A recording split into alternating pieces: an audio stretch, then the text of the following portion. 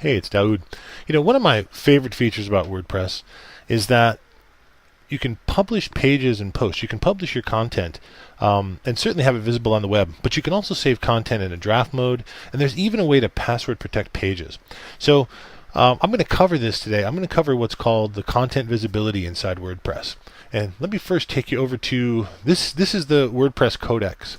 And what this is basically, if we go to wordpress.org, it's a nice little resource to know about. I should probably write about it another time. But if you go here to codex.wordpress.org, you'll see a whole bunch, all that blue text are links to articles that are actually sections, really, that are usable within WordPress. This is a great tutorial. So let me go back to content visibility, and this is what we're talking about here. And I'm going to cover this in just a second inside WordPress. But this article will give you an idea of what's possible between your blog posts and your content pages. So let me, here's your URL, just highlight that for you.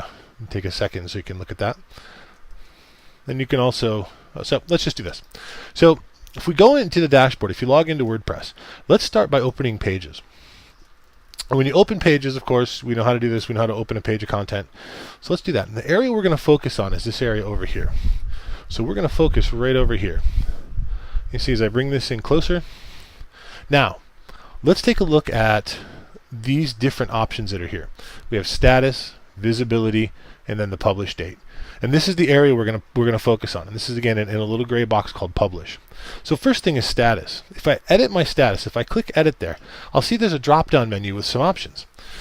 Pending review, by the way, you'll probably never use. That is for, let's say you had writers and editor. You were an editor and had writers on your website. Pending review would send a message to the editor saying, look at this content before it gets published.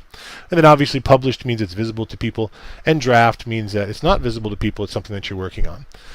Click OK when you want to change the role here. So if I want to click OK there and update the page for the home page, you're going to see that the home page, we're looking right here, I have two home links. One of those is going to go away. And you see, we just have one home link. Let's go back in here. I'm going to make this visible again. Oops, actually need to select publish. Now, the next option here is visibility. And this is one that I like to use often because it gives us a chance to really to do a couple of things with your site that you can't do using just a regular HTML site. Now, public is the default. And when you publish something in public, it's just published, it's live, it's on your website.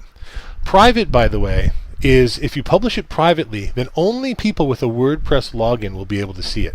So keep that in mind. Private doesn't mean that it's reserved for certain people. It means that it's only reserved for people who have a WordPress login. So private's not what you want to use if you're looking to hold content back from the public's eyes, but you want to make it available to some people's eyes. If you want to do that, you want to select password protected. And when you select password protected, you'll see that this box opens up, and you can insert a password here.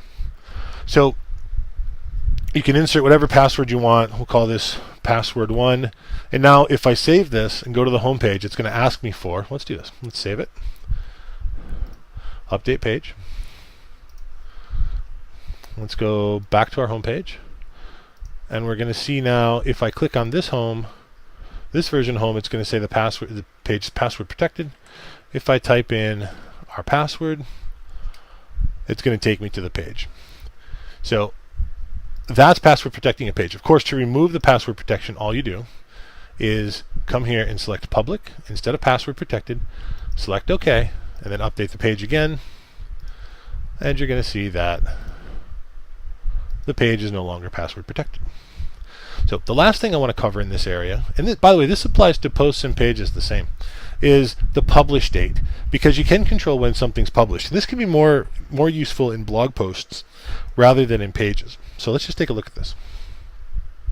Pretty simple. When you select edit, you'll have the month, the date, the year, and the time of day. And this is in 24 hours. So if you wanted something to publish at 5 o'clock at night, you'd put 1700 there.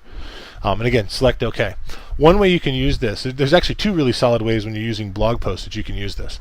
One is to post something backwards. Like let's say you had some article archives that you wanted to bring into WordPress. You might post them backwards and put the date that you actually wrote them, or put another date so that you have backfilling content. Another way is if you want to forward publish content. So let's say you write a blog post. You usually write your blog posts on Wednesdays and Saturdays. This Saturday you're going to be away, so you write one on Thursday, and you set Saturday's date for the publish date and hit publish. And what will happen then is your blog post won't publish until Saturday at the time that you designate. And just for point, I'm going to go ahead and click over here on posts and just go look at this, and you'll see that it's very, very similar. Same kind of box right here under posts. So that's the content visibility options in WordPress. And as always, if you have any questions, be more than happy to answer them for you. Thanks.